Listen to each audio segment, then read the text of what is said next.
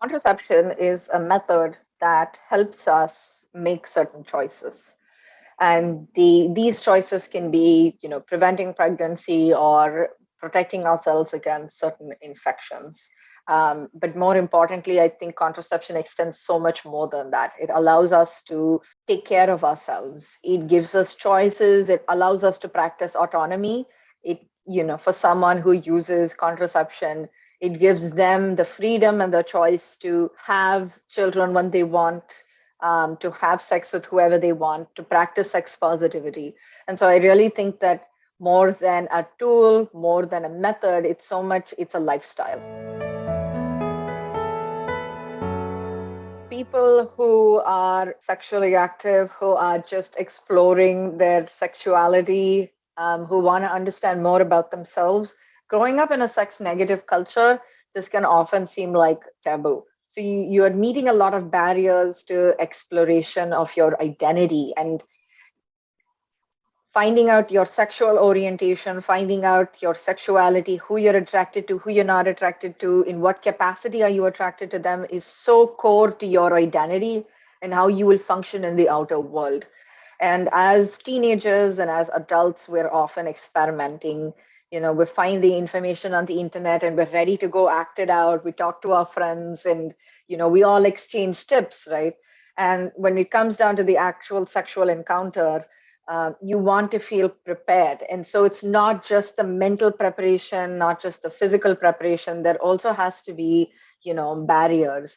And I like to use the word harm reduction is a word that I like to use a lot. And that in our society, in our general society, it's so normal to have sexual urges. Sexual urges is not a sin.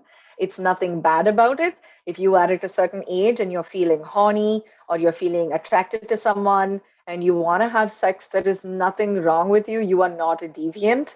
And so by understanding that basic concept, by understanding that people are going to have sex, that people are going to have many sexual encounters in their lives, we are giving people the tools, right? And so by having a lot of sex, often what happens is, of course, there are the consequences that are blown out of proportion, which is pregnancy, which is, a very it is something that does happen when you have unprotected sex, and STIs. But harm reduction is understanding that people are going to have sex and giving them the tools to practice it safely. And so by giving them contraception, by giving them the choice of choosing a contraception that fits their body, that fits their individual lifestyle, I think really empowers them. And overall, from a public health standpoint, reducing STIs and reducing teenage pregnancies, reducing unwanted pregnancies can really improve the overall health of the population. And I think that some economists have actually studied that it's really good for the healthcare system as a whole. And so I'm a big advocate for contraception. I think that you want to educate people and you want them to make their own choices. Absolutely necessary when you're masturbating, and when you are masturbating solo. It isn't something that is really important to have. This is your own safe space to explore your body and to do what is important to you. And in that case, it isn't important. What is important is that you, again, wash your hands, you have a clean environment, you maybe have a towel or tissues nearby. You make sure that any sex toys or the dildos that you're using are body safe, have been cleaned before. And after you masturbate, you want to go pee and you want to wash your sex toys. You want to make sure that whatever cloth you've been using goes straight into the laundry. um, but in terms of using a condom or using any kind of contraception, I think that when you do have sores or when you do have warts or something that's there, or you have like an open wound, you want to make sure that you're not hurting yourself. And I don't think in that phase you'd maybe want to masturbate because it might be too painful. So just do what's easier for you, do what's good for your body. If you are mutually masturbating, which is you're masturbating in the presence of someone else, or there, either you're taking turns on each other or you're doing it and you're watching each other, you can use a condom or you can use a dental dam in that situation. But stay safe. I think ultimately it is your choice if you've been with a monogamous partner or if you've been masturbating without a contraception. Again, contraception isn't something that is It's something that you practice based on your lifestyle. One of the core elements of sex education is, empowering people to understand their bodies, but it also one of the the most important consequence of this is the delay of sexual debut or sexual initiation. And so when you teach kids how to have sex and how to have sex, in a safe way, it gives them the choices to say, no, I don't want to have sex. Yes, I want to have sex. And, when you hit puberty and you're above 16 or 17, you're probably starting to experiment at that point. And, many high schools in the US do provide high schoolers with condoms. They do give them there are counselors here that give them birth control, but in a sex positive society, essentially, you understand that, after puberty, children are going to experiment with each other, and we want them to experiment in a safe way. We want them to practice their own bodily autonomy. We want to prevent teenage pregnancies. We want to prevent STIs, because at such a young age, you want to make sure that your body is healthy, right? Your body is not ready to have an entire baby. Um, and so I think that is something that I think varies according to different countries. We have many different types of contraceptions, and going off of hormonal and non-hormonal, even you think about non-hormonal, you think about condoms. So that is condoms for people with penises, condoms for people with vaginas. You have a cervical cap, you can have spermicide. These are all barrier methods. And then you have hormonal methods, which are oral contraceptive pills. So this can be progestin, this can be estrogen and progestin pills. And these are the ones that you take throughout your menstrual cycle. And then you have placebo on the days that you get your period. You have the emergency contraceptive pill, which you take 72 hours after. Then you can have the IUD, which releases small amounts of progesterone. You can also have the copper IUD, which is kind of non-hormonal, which is great. And then there's the DEPIT injection, which you get every 3 months. You get the patch that you can put on, which is like an estrogen patch. And permanent route, you can go for sterilization. So this is like a vasectomy, or this is like a tubectomy. So yeah, I mean, there's really so many different ways that you can practice using contraception, and different methods that you can use to use contraception. And so depending on your body, like, do you like hormones or not? Are you more susceptible to acne? Do you get a lot of side effects like headaches and mood swings? Are you more prone to putting on weight? Do you have PCOS? Is it a lifestyle? Because with a OCP, you have to take it every day at the same time. And you someone who has multiple sex partners, so then maybe you need to use a barrier method like a condom or a female condom. And so really depending on your body and your lifestyle, there are many different contraceptions out there. No contraception is 100% effective, and many contraception, especially hormonal ones that are taken by vulva owners, can have a lot of side effects in the body. Because you are taking a synthetic hormone and you're introducing it into your bodily ecosystem. And so in the case of oral contraceptive pills, what can happen is you can have acne, you can have mood swings, you can have headaches, you can have weight gain, you can have breakthrough bleeding, where you have bleeding in between your menstrual cycles, spotting. For some people, if you are a smoker, it's not recommended that you go on oral contraceptive pills, because you might be more prone to having blood clots. Even thinking about certain condoms, people are allergic to latex condoms. Many people don't know how to insert a female condom, or the internal condom rather. And so I think that most contraceptives do have side effects and will have issues with them. It comes down to a risk benefit analysis.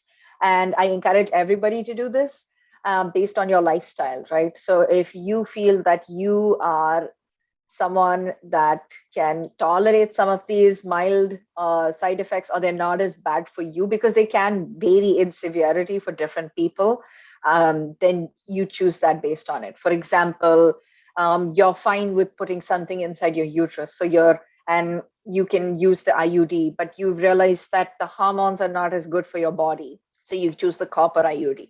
And so it really is a process of like risk benefit analysis and also by process of elimination. You don't want an implant in your body because implants can migrate, and that's something that you feel uncomfortable about. That having something subcutaneously in my under my skin is going to be creepy. I don't want to do that, but I'm okay with the hormone. And so I think that everything has an issue, but it really comes down to what's the best for you. Natural methods of birth control, which a lot of people still practice, which is the calendar method, where you mark your fertile days on a calendar and you don't have sex on those certain days, or you measure your basal body temperature, or you practice pulling out, or you practice abstinence. And so, again, depending on your religious affiliation and your personal choices, I think that these can work. But when talking about the effectiveness, the condom is still about like maybe the most effective because of the way that it's designed. But when you talk about all types of contraception, there are, when we think about the percentages, like 95%, 97%, 85%. What we're really talking about is perfect use and typical use. So if someone uses a contraception perfectly every single day, it's more effective. But given that we're all humans and we make mistakes, it's typical use, right? And so accounting for that margin of error, I don't know the numbers right off the top of my head right now, but there are methods like the barrier methods, the condoms, even like oral contraceptive pills that are really effective, or the IUD. And there is still a small margin of error where, many people who have used these contraceptions can get pregnant. But when you think about pulling out, when you think about, the pulling out of the withdrawal method, you think about the calendar method, those are definitely like 50-50, right? You're really just taking a risk and it may or may not work for you. So those are maybe not as effective as really thinking about other more, scientifically proven methods like the pills or, condoms. Have a fun exercise for you guys where you can sit at a table with your partner. And what I want you to do is write down a list of all the contraception that you think you are fit your lifestyle. And then on another sheet of paper, you want to write the contraception that is absolutely a no-go. And one thing that I also really advocate for is contraception can often be placed on women, right? On vulva owners. Like it's often our responsibility. It's our responsibility to figure it out, which one is the best for us, to go to the doctor, figure out those doctor's checkups, to pay for it, to deal with the side effects, to deal with the after effects. And so, finding something that both partners can play, somewhat of an equal role in. And so, in the beginning, we were only using condoms as contraception, and it's up to you to use it correctly, so that, we can prevent pregnancies and, prevent STIs, obviously. But, really thinking about like equity should also come into play, right? So if you are, on that piece of paper, you've written what works for you and what doesn't work for you. Thinking about the list of contraception that works for you, I want you to think about how much it costs, how accessible it is, and how it's going to play out in your relationship, right? Is it something that when you go for the IUD, you're probably going to have a lot of cramping and you're going to have a lot of bleeding after, and it's going to take a little getting used to. So having your partner take care of you, take care of the dog, maybe they can do something for you. And so really putting those elements into it can really help both of you make the best decision for you. Someone who moved away from like clinical medicine into public health, I found that this was exactly the problem, is that we often put the onus on the person in that particular situation, right? And so it becomes a yes or no debate. Like they have, and we want to practice that. We want to practice that, right? We want to tell them that we want to teach them about consent. We want to teach them about stealthing. We want to teach them about choices of contraception and what they can choose, right? But I think it extends so much bigger than that. It is a societal problem, because when you are living in a society that doesn't prioritize contraception, that doesn't market contraception as being good, right, as something that's necessary, something that's essential, what happens is it trickles down, right? And so when you come down to like an individual interaction with someone and they refuse to use a condom, it's just so much bigger than that interaction, right? Because in that moment, yes, stop it. Don't have sex without a condom or without contraception. If you don't want to have sex, walk away from that situation. Like, no sex is better than having sex with someone who doesn't respect your personal boundaries. And I want to emphasize that as well. But what is so much more important is that, we need to place the emphasis on families. And I'll talk about the different levels. Like, it's not just the individual interaction, it's the family that says, you know, you are an adult, whatever you're doing, do it safely. Let's have the talk. Practicing sex positivity in the household. In schools, your social relationships. So you're thinking about your friends, you're thinking about college, you're thinking about your teachers and your professors, so your immediate community. If you're walking around feeling shameful, like, you can't even tell anyone you're having sex, first of all, because then you might be branded as a slut or a whore, or you might be judged. You might lose some friends which are important to you. Somebody might go and tell your mom that you're having sex. Teachers might retaliate against you, right? For being someone who is being, like, because there are all these gatekeepers of society.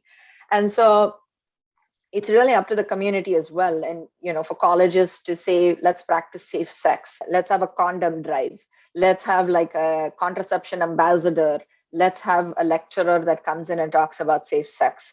And then thinking about the government as well, right? Like, we rely on our local governments, we rely on like our federal governments, on our national governments, and not just pushing contraception into married couples and, pregnancy prevention, but also saying that anyone can use contraception regardless of your marital status, regardless of your age. Here are condoms, making it super, super, super accessible. And so when you create a society, when you create colleges, or when your family and your immediate community and the government is sex positive and encourages you to use it, then when that comes down to that individual interaction, you have strength, right, to say, no, I'm not doing this, because you are in a safer environment overall, that you can go back to, and you feel validated and reassured in your choice to say, yes, I want to use a condom, I want to use contraception, I don't want to pull out. First of all, using a condom doesn't decrease sensitivity, and there's no such thing as the condom is too small, because condoms can even fit on your entire leg. They are super, super stretchy. And so, I don't want to put too much of the emphasis on that individual, because sometimes you might give in. Sometimes you just might end up saying yes, because you have so much more to lose outside of it, right? You feel like you might be, um, so no shame if you give in, or you are in certain situations where you had to make that choice. We are taking the information we read about contraception on the internet, and we are combining it with the fear that we've been instilled in us from parents and from the larger society and from talking with our friends. And what ends up happening is we weave this story in our minds, and that sort of sets the foundation for all future decisions, right? And so there's already sort of a closed mindset that people have towards contraception. And again, when you don't spend enough time looking at your vulva, spending time with your vagina, inserting your fingers in, looking at the discharge, feeling comfortable with your own body, right? Having thinking about contraceptions that have to live in your uterus are a little scary, right? And in a culture with toxic masculinity, asking men to take an equal ownership of a contraception can also be another big issue. And so, you really have to think about the cultural influences, and you have to think about like the societal influences as a whole. And so I really think, again, it comes down to society encouraging people to use contraception and for parents to educate their children. But to everyone listening, I will say that using contraception protects you and protects your health against infections and unwanted pregnancies.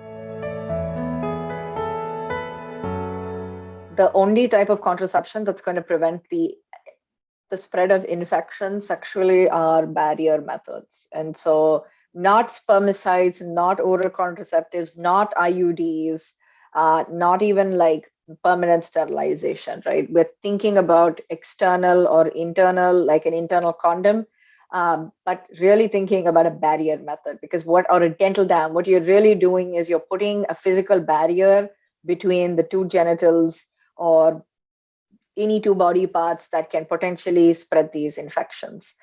So barrier methods are the only ones that work against preventing STIs.